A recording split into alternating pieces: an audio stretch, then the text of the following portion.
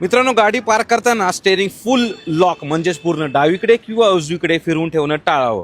का टाळावं पटकन सांगतो. पहिलं काय आहे मित्रांनो, की पॉवर स्टेअरिंगवर मित्रांनो ताण येतो. फुल लॉकला जास्त वेळ राहिल्यास मित्रांनो हायड्रॉलिक्स किंवा इलेक्ट्रिकल स्टेअरिंग सिस्टीमवर अनावश्यक दाब येतो, ज्याच्यामुळे पंप किंवा मोटर खराब होऊ शकते मित्रांनो. त्याच्यानंतर टायर आणि सस्पेन्शनवर दाब येतो. एकाच बाजूला सतत टायर जर असेल तर त्याने अननेसेसरी टायरवर सुद्धा ताण येतो. ओके. आणि दुसरा आहे ना, सस्पेन्शन जॉईंटला सुद्धा प्रॉब्लेम येऊ शकतो. त्याच्यानंतर मित्रांनो, स्टेअरिंग रॅक आहे ना झिजण्याची शक्यता असते. म्हणजे रॅक आणि पिनियन प्रकारात जे कॉम्पोनंट्स असतात ना, ते वेळेआधी झिजू शकतात. म्हणजे अनइवन विअर अँड टेअर होऊ शकतो, अननेसेसरी खर्चावा होऊ शकतो. अजून महत्त्वाचं म्हणजे टायर जे आहे ना अनइवन विअर होतो. त्याच्यामुळं गाडी जेव्हा तुम्ही पार्क कराल तेव्हा स्टेअरिंग आहे ना न्यूट्रल पोझिशनला आणा. म्हणजे पूर्ण डावं ना पूर्ण उजवं.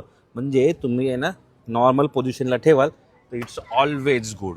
नेहमी अशीच पार्क करा, जेणेकरून स्टीमर ताण येणार नाही आहे, सस्पेन्शनवर नाही, टायरवर येणार नाही आणि तुमचे कॉम्पोनंट झिजणार नाहीत मित्रांनो.